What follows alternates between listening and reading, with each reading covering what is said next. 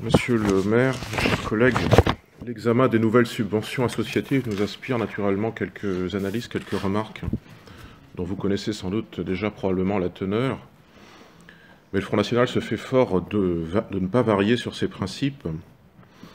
Ainsi, bien que de nombreuses associations, en fait, la majorité de cette liste, mériteraient un juste financement de notre collectivité afin qu'elle continue à représenter dignement la diversité culturelle de Saint-Nazaire et sa diversité associative, nous sommes au regret d'observer qu'un petit nombre d'associations communautaires, et toujours les mêmes, demandent de l'argent public et en demandent beaucoup, et même en demandent plus d'année en année.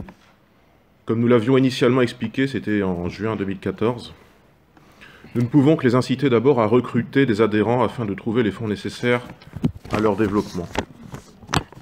Vous connaissez également le problème souvent soulevé par le FN de ces votes en bloc pour des subventions auxquelles vous soumettez auxquelles vous demandez au conseil municipal de voter. Inversement, nous gagnerions à obtenir enfin des votes dissociés.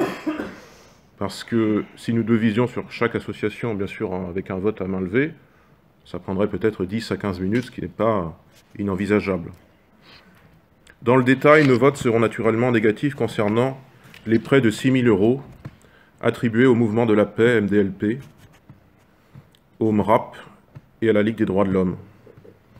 Jugeant qu'en plus de promouvoir un communautarisme certain, ces structures appuient de plus une politique hostile au FN et exclusivement hostile à son endroit. Cela naturellement surtout en période électorale et en décalage avec les buts que leur attribuent les statuts qui les fondent. S'agissant plus particulièrement du MRAP, notre refus est d'ailleurs d'autant plus motivé que le fait de demander une subvention exceptionnelle, compte tenu de son 30e anniversaire, est pour nous hors de propos. Et nous voyons comme cela que chaque année, il y a une sorte de bonus complémentaire. En 2016, c'était la semaine d'éducation contre le racisme. En 2018, c'est le 30e anniversaire. Ça ne nous semble pas cohérent. En 2016, c'était 2 600 €. Cette année, c'est 3 900 €. On voit bien l'augmentation progressive des subventions qui sont accordées à ces associations.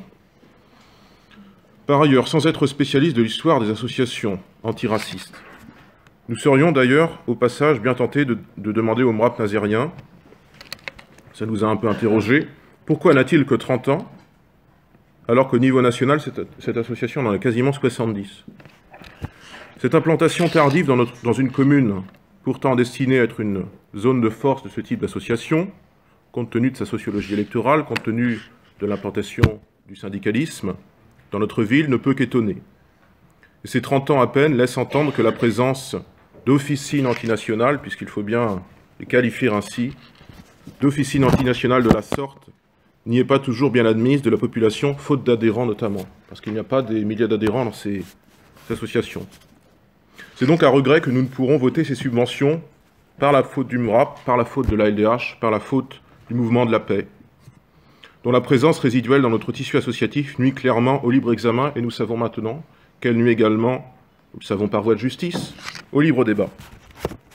Un jour, il nous faudra bien biffer le MRAP de cette liste, le biffer de nos subventions et finalement de nos vies, si nous voulons faire réellement émerger l'amitié entre les peuples, à commencer par celle que les décideurs politiques doivent au peuple qui leur a donné confiance et suffrage, le peuple français.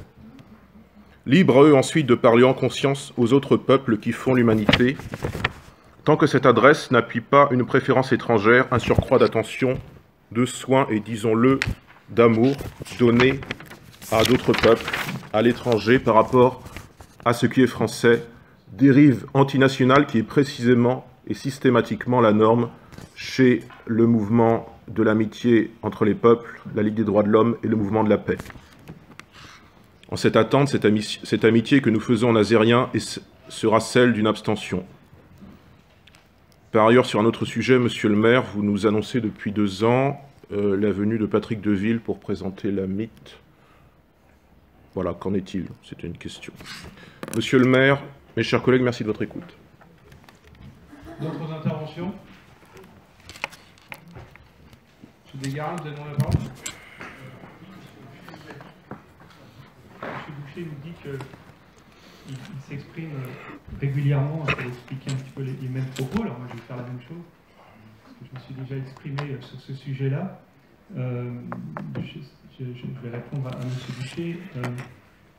Il a parlé d'associations antiracistes et après antinationales. Je ne sais pas si c'est un synonyme ou pas. Moi, je ne sais pas si ces associations sont vraiment antinationales. En tout cas, elles sont patriotiques. Elles sont très présentes. En tout cas, les adhérents sont très présents. Et je crois que, peut-être pas toutes, mais en tout cas, vous avez signalé beaucoup le MRAP. Je pense qu'il y a un certain, je ne connais pas le nom, mais il y a un certain grand nombre d'adhérents pour cette association. Et peut-être d'autres associations plus nationalistes ou autres ont moins d'adhérents. Je pense qu'en tout cas, on leur fait beaucoup de publicité et elles doivent être très heureuses que vous interveniez en conseil municipal pour signaler leurs objectifs et puis ce pourquoi elles se battent. En tout cas, elles se battent pour vivre ensemble. Elles se battent, vous avez dit, anti-racisme. Je trouve qu'être contre le racisme, ça me paraît quelque chose de bien. Enfin, moi, il me semble, c'est une valeur. Je pense que quand on est républicain, on a envie de se battre contre le racisme. Donc c'est bien de le répéter, je vous remercie beaucoup. Je ne suis pas sûr qu'elle soit vraiment antinationale. Vous avez parlé d'amour, c'est magnifique de parler d'amour dans ce conseil municipal. On n'ose pas forcément en parler, alors je retiens ce mot-là. Amitié, amour. Je ne sais pas si je retiens souvent ce mot-là parmi vos propos, mais en tout cas vous l'avez cité, donc c'est très bien. Moi je ne suis pas sûr que leur principal objectif soit la lutte contre le Front National, mais en tout cas vous le vivez comme ça. Et je pense qu'elles luttent contre des valeurs qui ne sont pas partagées par vous tout le temps. Et donc c'est très bien de le rappeler, je vous remercie encore une nouvelle fois. Les sommes qui sont demandées ne me paraissent pas forcément très faramineuses.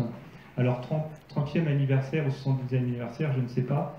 Je voulais juste rappeler, vous avez expliqué la Ligue des droits de l'homme, et je voulais rappeler que c'est la Ligue des droits de l'homme pour la défense des droits de l'homme et du citoyen. Vous voyez, on parle de patriotisme, on parle bien de citoyenneté.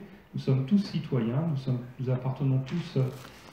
vivons tous dans un même pays, quelle que soit d'ailleurs notre nationalité. Je vous rappellerai que la Ligue des droits de l'homme a été fondée en 1898, pour ceux qui ne le savent pas, et c'était suite à l'affaire Dreyfus. Vous voyez, il y a des associations salutaires, parce que c'est sûr qu'à posteriori, c'est bien plus facile de défendre Dreyfus, mais c'était très courageux à cette époque-là. Et il y avait et quand on regarde l'histoire, je fais un focus sur cette association-là, toujours important de faire l'histoire avec un grand H. La Ligue des droits de l'homme, quand on regarde son histoire, elle n'a pas une histoire qui est muable, commune, avec des gens qui pensent tous de la même façon. Le but, c'est de défendre effectivement la Déclaration des droits de l'homme et son application, qui date de 1789. J'espère que nous tous, autour de la table, sommes en accord avec cette déclaration. Et par exemple, en 1914, ils étaient pour l'union sacrée. Vous voyez, c'était pas si évident que ça. Mais on le regarde avec l'œil de l'époque. De cette époque-là en tout cas. Et puis, il y a eu, c'est vrai, beaucoup de gens de gauche, plutôt, en tout cas pour le respect des droits de l'homme et autres, mais avec des choses pas toujours communes à tous ses membres. Il y a des personnes qui ont été présidents de la Ligue des droits de l'homme, qui portent le nom d'ailleurs, dont on trouve le nom sur des établissements scolaires, à Saint-Nazaire. Intéressant, hein, ça prouve bien que nous trouvons que c'est important pour nous. En tout cas, voilà, j'ai l'impression, enfin je pense, on en avait parlé avec Xavier Perrin ici publiquement, ces associations sont salutaires,